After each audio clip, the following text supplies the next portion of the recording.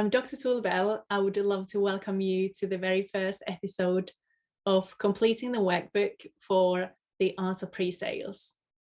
This episode and series is aimed at pre-sales professionals who really want to deepen their skills and their knowledge of both pre-sales and sustainability, and also of themselves. And the workbook goes through 3 different sections. It talks about you and your values and your vision in the first section. And then we're going to deep dive into your career and the organization that you work for. And then finally, we're going to go into, in part 3, into your career and what you want to do next.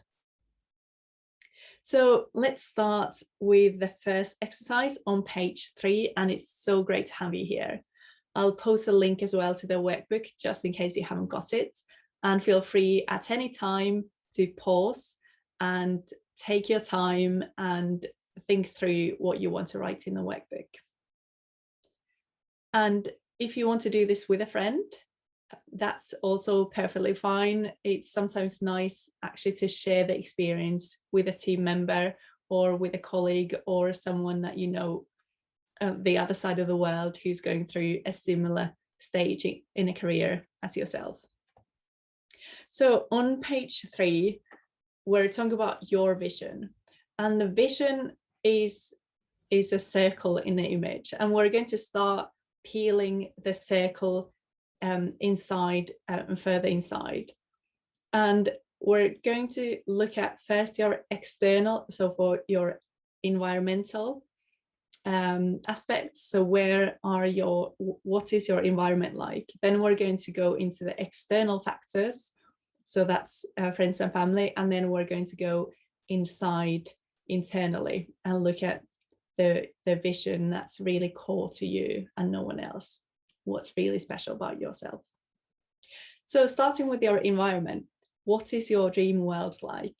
And you have this section in the outer diagram, in the outer circle, and you can either pause the video or use this time to write down what your dream world is like. It could be things like beautiful, it could be things like community focused, it could be really anything that you think is important. It could be equal, it could be diverse, and feel free to write or draw or paint or anything that any way that you want to express yourself. The next question here is, what's not working currently? So in your environment, what do you think is not how it should be versus your ideal world? And wherever we are, we have an ideal world, an idea of an environment that's perfect. And with this question of asking what's not working, I'm really triggering you to think more closely about what are some of the challenges, but also opportunities. And take your time to answer that question. Finally, that brings us back to what are you going to do about it? So in your ideal world, something's not as it should be currently. What are you going to do about the fact that you've kind of discovered which aren't ideal? What is your environmental, when I talk about environmental, I'm talking about your kind of immediate environmental impact. What are you going to do about it? And you can write down your ideas there. Then when we go inside into the circle, I'm now looking at the external factors. So not the environment, but the external factors, and those could be things like your friends and family, or pretty much anything is external, which isn't the environment. So a cup of coffee, for example, those are the external factors, which will also impact your vision and your values and your happiness. So what do others around you appreciate about you? And that's a question I want you to answer. And this will get you closer to to your very own personal vision and what's special and what's different and what's good about yourself. If you don't actually know what others do appreciate about you, I would encourage you to stop watching the video and ask someone. So that could be anyone who lives with you, your neighbor, your family, someone that you interact with online, for example. And finally, going inside internally to your vision. What is your legacy? What do you want to be remembered for when you're no longer on this planet?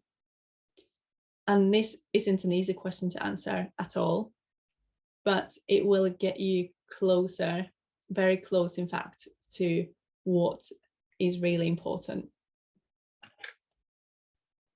Once you've gone through these different steps, you can write down in the line in the bottom what your vision in life is.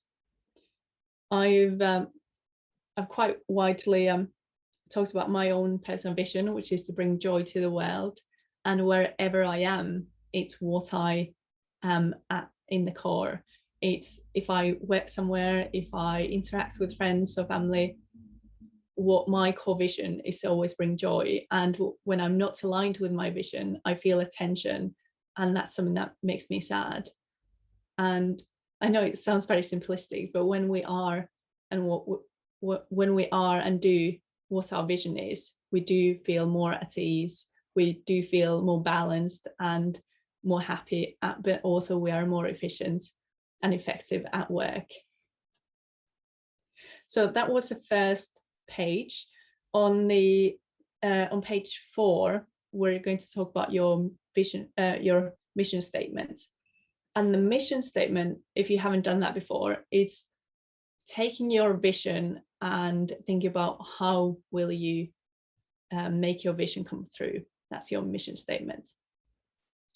And if you want examples of mission statements, you can actually go to almost any company website and look at their mission statements.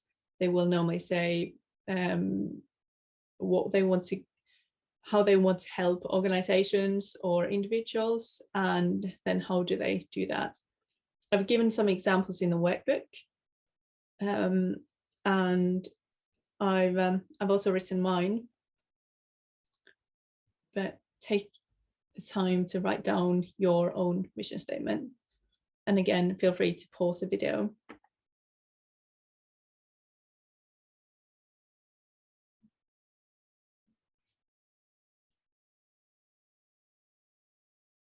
And over time as well, your mission statement will change because you have more experience, you have other experiences, you have expertise that you didn't have previously. You will have met different people that represent different backgrounds and give you new ideas. So your mission statement will change over time, and that's okay.